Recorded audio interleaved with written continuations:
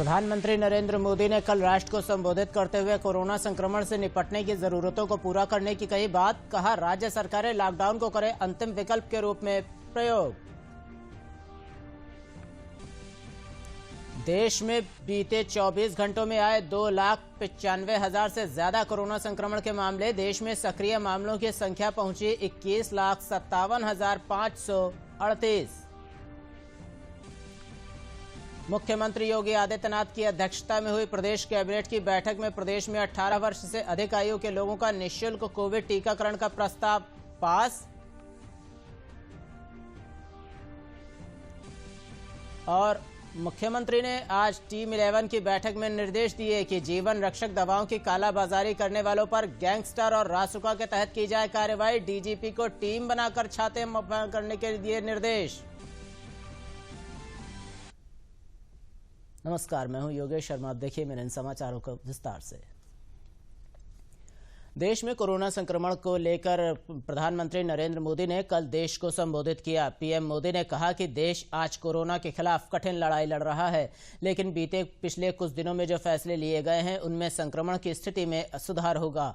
प्रधानमंत्री ने कहा कि वैक्सीनेशन को लेकर सरकार ने एक और अहम फैसला लिया है, जिसके तहत 1 मई के बाद से 18 वर्ष के ऊपर के किसी भी व्यक्ति को वैक्सीनेट किया जा सकेगा।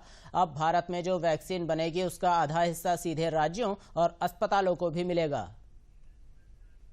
सीनियर सिटीजन्स के एक बड़े हिस्से को वैक्सीन का लाभ मिल चुका है। साथियों, कल ही वैक्सीन को लेकर हुए एक और अहम फैसला भी हमने किया है। 1 मई के बाद से 18 वर्ष के ऊपर के किसी भी व्यक्ति को वैक्सीनेट किया जा सकेगा।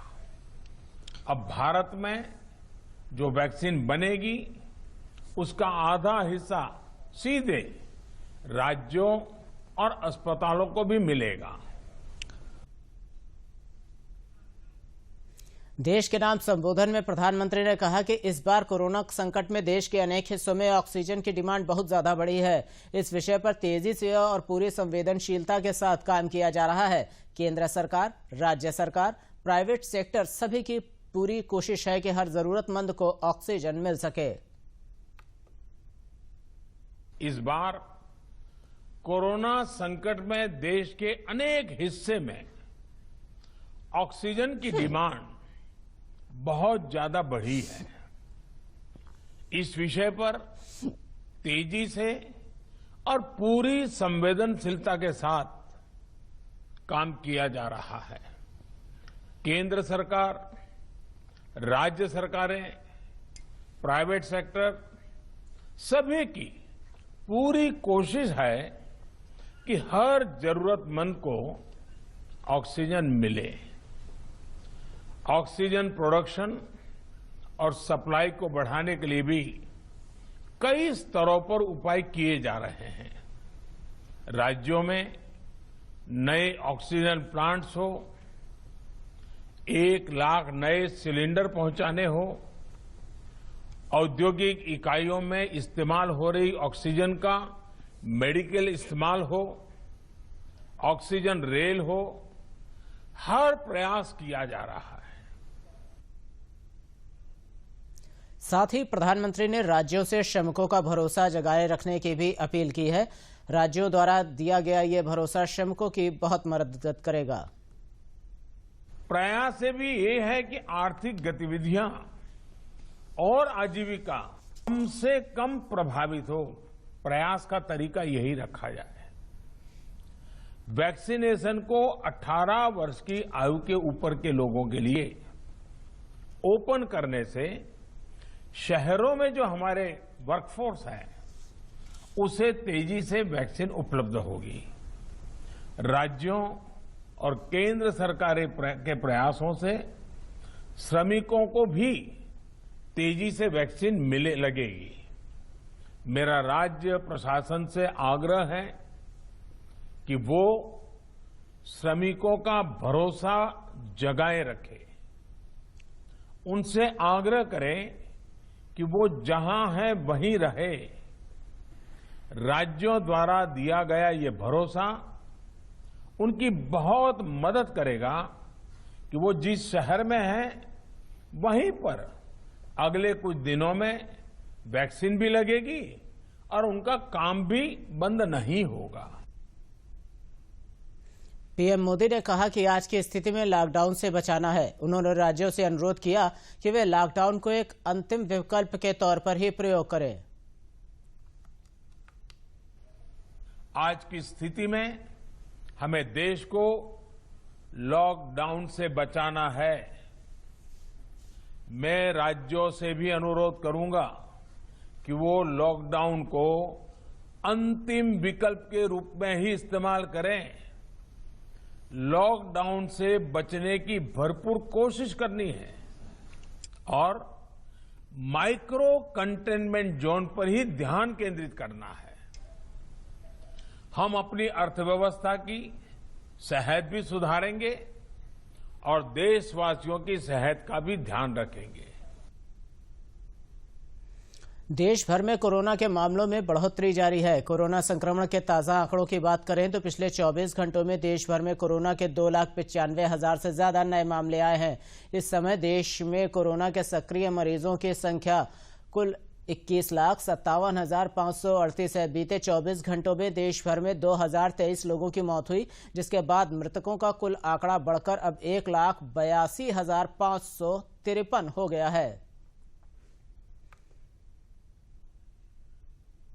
कोरोना वायरस के खिलाफ टीकाकरण अभियान में देश में अब तक 13 करोड़ से ज्यादा टीके लगाए जा चुके हैं। स्वास्थ्य मंत्रालय के मुताबिक मंगलवार को देश भर में कोरोना वैक्सीन की 29,90,197 खुराकें दी जा चुकी हैं।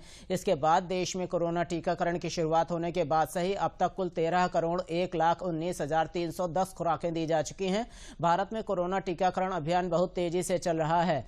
भारत महज 95 दिनों में ही 13 करोड़ वैक्सीन खुराक देने वाला विश्व का पहला देश बन गया है।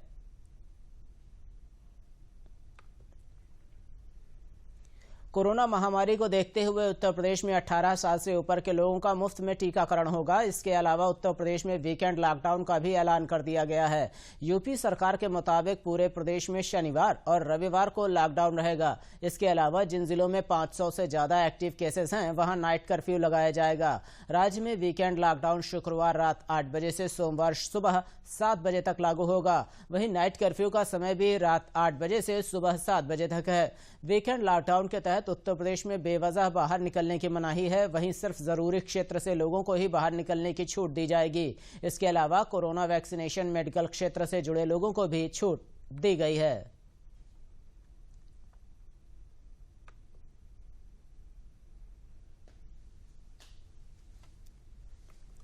मुख्यमंत्री योगी आदित्यनाथ ने आज टीम 11 की बैठक में रेमडेसिविर इंजेक्शन और फेबिफ्लू जैसी जीवन रक्षक मानी जा रही दवाओं की आपूर्ति की विस्तृत समीक्षा की।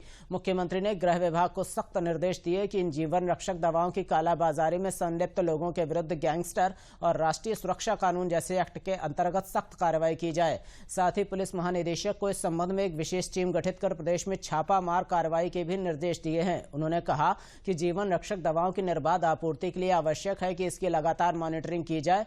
रेमडेसिविर उत्पादनकर्ता कंपनी से लगातार वे संपर्क में है। इसके अलावा सभी ऑक्सीजन रिफिल केंद्रों पर जिम्मेदार अधिकारियों की तैनाती की जाए। यह सुनिश्चित करें कि ऑक्सीजन का वितरण पारदर्शी ढंग से हो। ऑक्सीजन टैंकर को जीपीएस से जोड़ा जाए तथा प्लांट्स पर पर्याप्त पुलिस बल की तैनाती की जाए। मुख्यमंत्री योगी आदित्यनाथ ने आज टीम 11 की महत्वपूर्ण बैठक में कई दिशा निर्देश दिए। इस अवसर पर उन्होंने कहा कि यह सुखद है कि पिछले 24 घंटों में बीते प्रदेश में 14,000 से भी अधिक मरीज कोविड संक्रमण से ठीक होकर अस्पतालों से डिस्चार्ज हुए हैं। प्रदेशवासी धैर्य और संयम बनाए रखें। उच्च स्तरीय चिकित्सा सुविधाएं हों अथवा जीवन रक्षक दवाओं की उपलब्धता, किसी भी चीज का अभाव नहीं है। कोरोना के लक्षण दिखें तो टेस्ट कराएं, चिकित्सकों के निर्देशों का पालन करें। उन्होंने कहा कि वर्तमान परिस्थिति में उत्तर प्रदेश में पूर्ण लॉकडाउन लगाने का कोई विचार नहीं है। हमें लोगों के जीवन और जीविका दोनों की ही चिंता है। परिस्थितियों का आकलन करते हुए सरकार सभी जरूरी कदम उठा रही है। कोरोना कर्फ्यू और साप्ताहिक बंदी जैसे प्रावधानों को सख्ती से लागू किया जाए। मास्क, सैनिटाइजर और 2 गज दूरी जैसे कोविड इनको पूरी ईमानदारी के साथ अमल में लाया जाए। लापरवाह लोगों के खिलाफ कठोरतम कार्रवाई की जाए। मुख्यमंत्री ने बैठक में निर्देशित किया कि अस्पतालों को खाली बेड के बारे में हर दिन जानकारी सार्वजनिक करनी चाहिए। इससे मरीजों के परिजनों को काफी सहूलियत होगी। Integrated control and command centre की भूमिका इस कार्य में अत्यंत महत्वपूर्ण है। इससे प्रभावी ढंग से लागू किया जाए। प्रदेश में मेडिकल ऑक्सीजन की कोई कमी नहीं है। मांग के अनुरूप ऑक्सीजन उपलब्ध कराई जा रही है। भारत सरकार के आवंटित ऑक्सीजन को यथाशीघ्र प्रदेश में उपलब्ध कराया जाए। ऑक्सीजन की मांग और आपूर्ति में असंतुलन बना रहे, इस हेतु सभी अस्पतालों में मेडिकल ऑक्सीजन का ऑडिट कराया जाना चाहिए। ऑक्सीजन की कालाबाजारी करने वालों के खिलाफ त्वरित और कठोरतम कार्रवाई की जाए। अति गंभीर परिस्थितियों को छोड़कर किसी भी इंडिविजुअल व्यक्ति को ऑक्सीजन की आपूर्ति न की जाए। केवल संस्थागत आपूर्ति ही होगी। उन्होंने कहा कि कोविड से लड़ाई में जीत के लिए टेस्टिंग, ट्रेसिंग और ट्रीटमेंट का मंत्र सबसे महत्वपूर्ण है। उन्होंने किसी प्रकार की लापरवाही को स्वीकार नहीं किए जाने की बात कही। सभी निजी एवं सरकारी कोविड टेस्टिंग प्रयोगशालाएं अपनी पूरी क्षमता के साथ टेस्टिंग कार्य करें। किसी भी प्रयोगशाला को टेस्ट करने की कोई टोक नहीं है। जांच के लिए शुल्क की दर पूर्व में ही निर्धारित की जा चुकी है। RRT की संख्या बढ़ाई जाए। क्वालिटी कंट्रोल को प्रदेश दशा में सुनिश्चित किया जाए। टेस्टिंग की वर्तमान क्षमता को दोगुनी किए जाने के कठोर प्रयासों। उन्होंने कहा कि राज्य परिषद ने 18 वर्ष की आयु के लोगों को निःशुल्क कोविड टीकाकरण कराए जाने का निर्देश दिया है। कोविड से लड़ाई में यह सबसे अहम प्रयास होगा। स्वास्थ्य विभाग इस दिशा में आवश्यक तैयारी प्रारंभ कर दे। कोरोना महामारी से निपटने के लिए सरकार ने बड़े उपाय भी किए हैं। प्रधानमंत्री गरीब कल्याण पैकेज के तहत स्वास्थ्य कर्मियों का बीमा 1 साल तक के लिए बढ़ा दिया गया है। साथ ही रेमडेसिविर, उसकी API और इंजेक्शन से आयात शुल्क भी खत्म कर दिया गया है।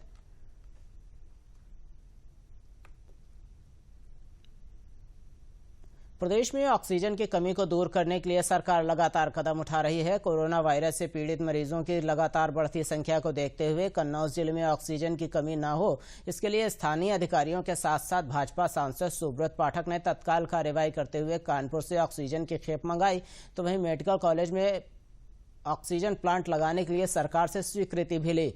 20 अप्रैल को अचानक ऑक्सीजन खत्म होने से मरीजों को कुछ समस्या हुई थी। कन्नौज डीएम ने आपातकालीन बैठक बुलाकर तत्काल मेडिकल कॉलेज के कोविड वार्ड में ऑक्सीजन की आपूर्ति बहाल कराई। डीएम राकेश कुमार मिश्रा ने बताया कि कन्नौज के कोविड वार्डों में ऑक्सीजन की कमी नहीं होने दी जाएगी।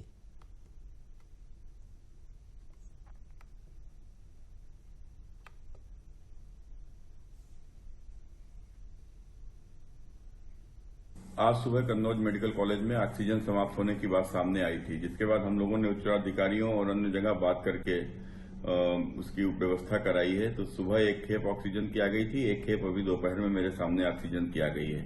एक खेप अभी देर रात तक 11 बजे तक ऑक्सीजन की ओर आ जाएगी। इसके बाद ऑक्सीजन की कमी यहाँ पर जो भी उसके लिए लगातार सभी लोग प्रयास कर रहे हैं और सरकार के द्वारा यहाँ के ऊपर एक ऑक्सीजन प्लांट भी स्वीकृत हो गया है, जो अगले 2-3 हफ्ते में बनकर तैयार। फिरोजाबाद में कोरोना बीमारी से निपटने के लिए व्यापक प्रबंध किए गए हैं। कोविड ब्लॉक 3 मंजिल में बनाया गया है। इस ब्लॉक में 172 बेड उपलब्ध हैं, जिसमें 114 वेंटिलेटर और 30 ICU के लगाए गए हैं। फिरोजाबाद में कोरोना केस लगातार बढ़ने से जिला प्रशासन एवं स्वास्थ्य विभाग काफी अलर्ट हो गया है। कोविड ब्लॉक में मरीजों की अच्छी देखरेख, मनोरंजन, खाने पीने की बेहतर सुविधा की जा रही है। सभी वार्डों में CCTV कैमरे लगाए गए हैं, जिसके जरिए जिम्मेदार अधिकारी हर स्थिति की निगरानी कर रहे हैं। मरीजों के मनोरंजन के लिए बड़ी LED लगाई गई है, जिससे उनका दिमागी तनाव कम हो और वे जल्दी स्वस्थ हो सकें। फिरोजाबाद CMS डॉक्टर आलोक कुमार का कहना है कि PM केयर फंड से 100 वेंटिलेटर मिल चुके हैं। सभी वार्डों में सेंटर ऑक्सीजन लाइन डाली गई है, जिससे मरीजों को आवश्यकता पड़ने पर तुरंत ऑक्सीजन दी जा सके।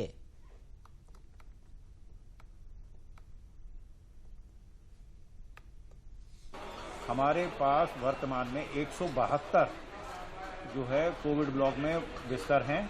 हर बेड पे सेंट्रल ऑक्सीजन की पाइपलाइन लगी हुई है, सेंट्रल ऑक्सीजन आ रही है। हर वार्ड में CCTV लगे हुए हैं। हर वार्ड में हमारे यहाँ पेशेंट के मनोरंजन के लिए बड़े वाले LED TV लगे हुए हैं। हर वार्ड में PA सिस्टम, जिससे कि कम्युनिकेट बात कर सकें, वो लगा हुआ है। उसके अलावा हमारे यहाँ इस समय 114 वेंटिलेटर हैं और हमारे पास 30 बेड का ICU है, जिसमें कि हम वेंटिलेटर और सारी सुविधाएं मरीजों को देते हैं। मरीजों को हम पौष्टिक आहार देते हैं। सुबह चाय नाश्ता देते हैं, फिर उसके बाद में हम फल और हल्दी वाला दूध देते हैं।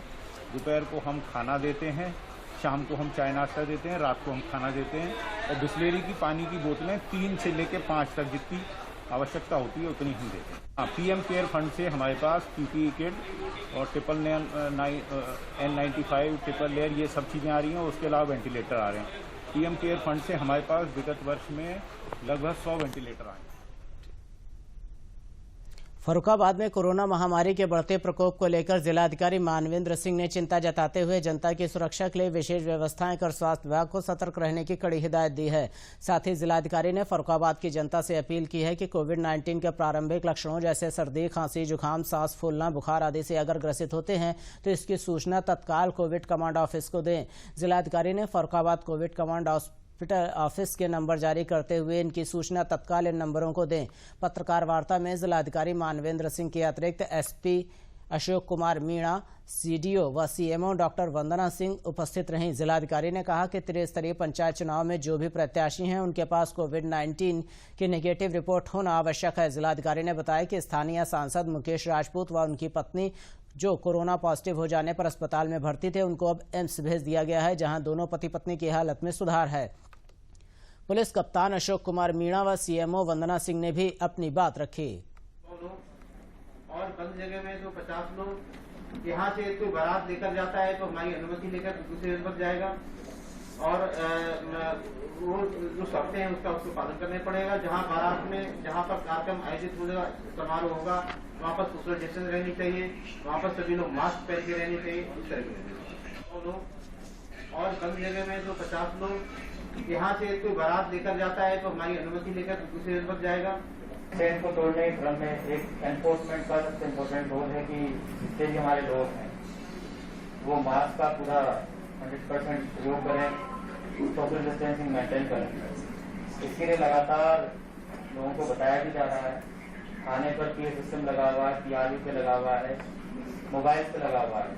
साथ ही साथ जितने भी डिजिटल वॉलंटियर ग्रुप्स हैं उनपे भी लगातार बताया जा रहा है कि जब भी घर से निकलते हैं तो मास्क लगा के ही निकलें, बिना मास्क के ना निकलें और जो सोशल डिस्टेंसिंग उसको मेंटेन करें। रामपुर के पुलिस अधीक्षक शगुन गौतम ने रात्रि कर्फ्यू का प्रभावी अनुपालन कराने के लिए नगर क्षेत्र में भ्रमण कर चेकिंग अभियान चलाया। कोरोना-19 के लगातार बढ़ते मामलों को दृष्टिगत रखते हुए प्रतिदिन रात्रि 8 बजे से प्रातः 7 बजे तक रात्रि कर्फ्यू लगा दिया गया है। जिले के LIC तिराहे पर संदिग्ध व्यक्तियों एवं वाहनों की सघन चेकिंग की गई। बिना हेलमेट, बिना सीट बेल्ट, 2 पहिया वाहन, 3 सवारी आदि यातायात नियमों पर उल्लंघन करने तथा कोविड-19 के दृष्टिगत बिना मास्क लगाए आने जाने वाले लोगों पर जुर्माना किया जा रहा है। लोगों को सामाजिक दूरी के प्रति जागरूक किया जा रहा है तथा रात्रि कर्फ्यू से अवगत भी कराया गया।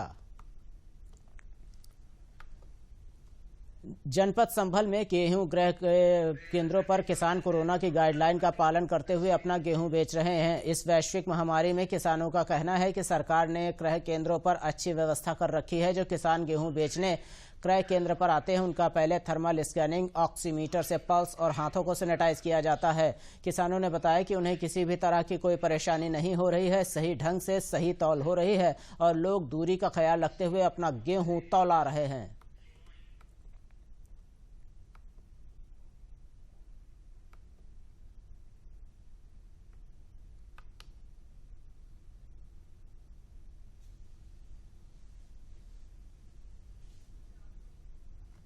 करके और मास्क पहन के और 2 गज की दूरी का मेंटेन करते हुए केंद्र प्रभारी द्वारा सही व्यवस्था की गई है। हर प्रकार की सैनिटाइज की व्यवस्था की गई है और गोला को भी 2 गज की दूरी पर बनाया गया है।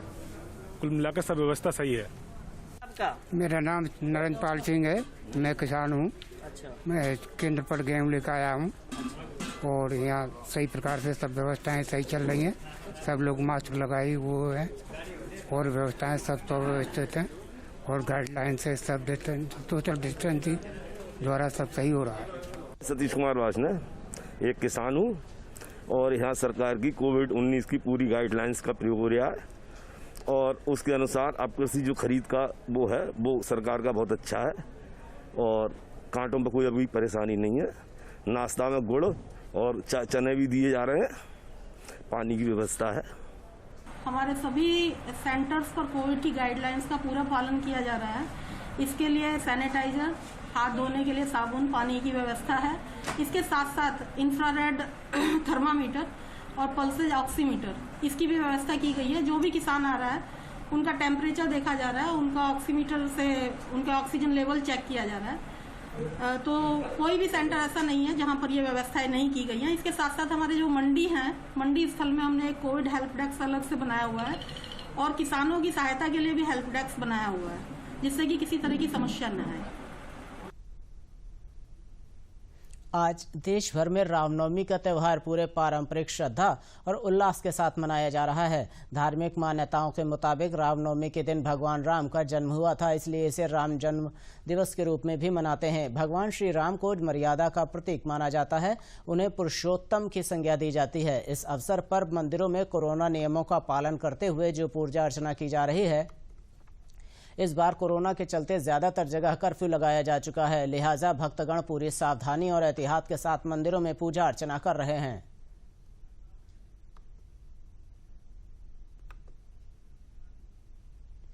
रामनवमी के अवसर पर राष्ट्रपति रामनाथ कोविंद ने देशवासियों को शुभकामनाएं दी हैं। अपने ट्वीट संदेश में उन्होंने कहा कि रामनवमी के शुभ अवसर पर सभी देशवासियों को हार्दिक शुभकामनाएं। मर्यादा पुरुषोत्तम राम के जन्म दिवस पर मनाया जाने वाला यह पर्व हमें जीवन में मर्यादा का पालन करने की प्रेरणा देता है। आइए हम सभी यह संकल्प लें कि कोविड-19 महामारी को हम सत्यनिष्ठा एवं संयम से पराजित करेंगे। वहीं प्रधानमंत्री नरेंद्र मोदी ने रामनवमी के मौके पर संदेश देते हुए कहा कि आज रामनवमी है और मर्यादा पुरुषोत्तम श्री राम का हम सभी को यही संदेश है कि इन मर्यादाओं का पालन करें। कोरोना के संकट काल में कोरोना से बचने के जो भी उपाय हैं उनका पालन कीजिए। दवाई भी कड़ाई भी के मंत्र को याद रखिए।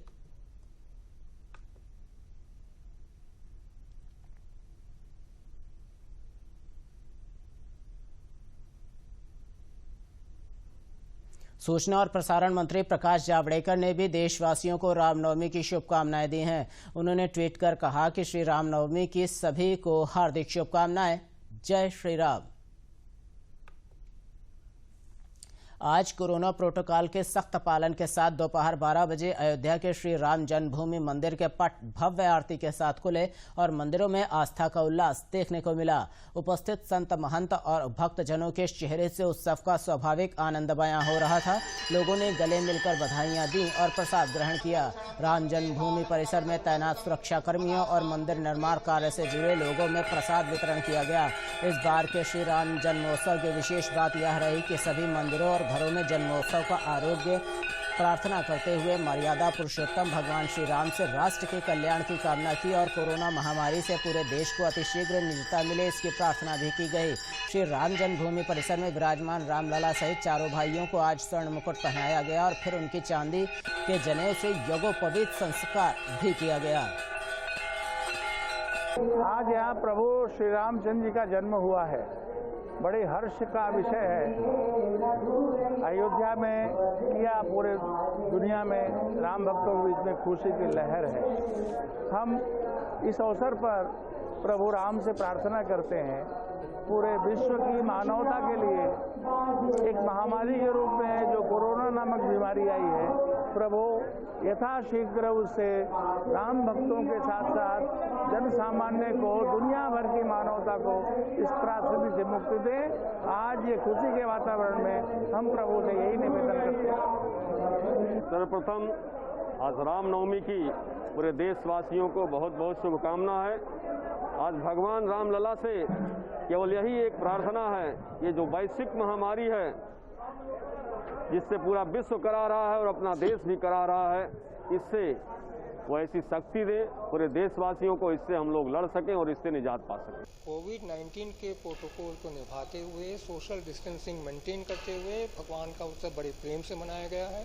उत्सव में कोई कमी नहीं हुई, आनंद उमंग सब रहा और डिस्टेंस मनाते हुए प्रसाद भी वितरण हुआ। 2-4-5 आदमी जो भक्त लोग थे उनको सब ढंग से हो गया है और भगवान से ये प्रार्थना आप सबों को शुभकामना मिले भगवान की तरफ से।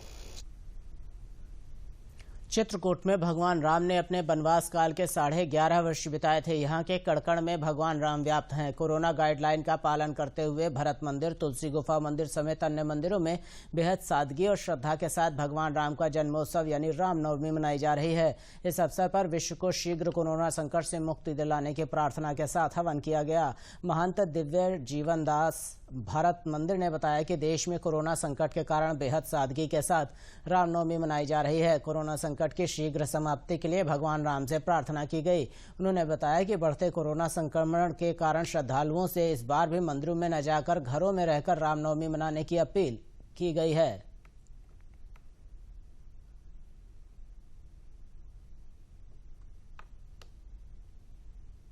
अवसर बहुत ही महत्वपूर्ण है। इस दिन बहुत बड़ी संख्या में लोग चित्रकूट पधारते हैं, यहाँ पधारते हैं।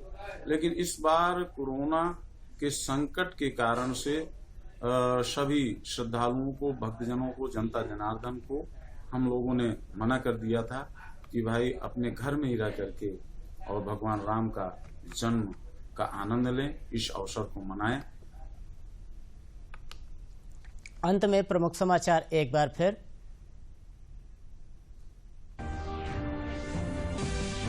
प्रधानमंत्री नरेंद्र मोदी ने कल राष्ट्र को संबोधित करते हुए कोरोना संक्रमण से निपटने की जरूरतों को पूरा करने की कही बात। कहा, राज्य सरकारें लॉकडाउन को करें अंतिम विकल्प के रूप में प्रयोग। देश में बीते 24 घंटों में आए 2,95,000 से ज्यादा कोरोना संक्रमण के मामले। देश में सक्रिय मामलों की संख्या पहुंची 21,57,538। मुख्यमंत्री योगी आदित्यनाथ की अध्यक्षता में हुई प्रदेश कैबिनेट की बैठक में प्रदेश में 18 वर्ष से अधिक आयु के लोगों का निःशुल्क कोविड टीकाकरण का प्रस्ताव पास। और मुख्यमंत्री ने आज टीम 11 की बैठक में निर्देश दिए कि जीवन रक्षक दवाओं की कालाबाजारी करने वालों पर गैंगस्टर और रासुका के तहत की जाए कार्रवाई। डीजीपी को टीम बनाकर छापेमारी करने के दिए निर्देश। इसी के साथ समाचारों का बुलेटिन यहीं समाप्त होता है। मैं आपसे चाहूंगा फिलहाल अनुमति। नमस्कार।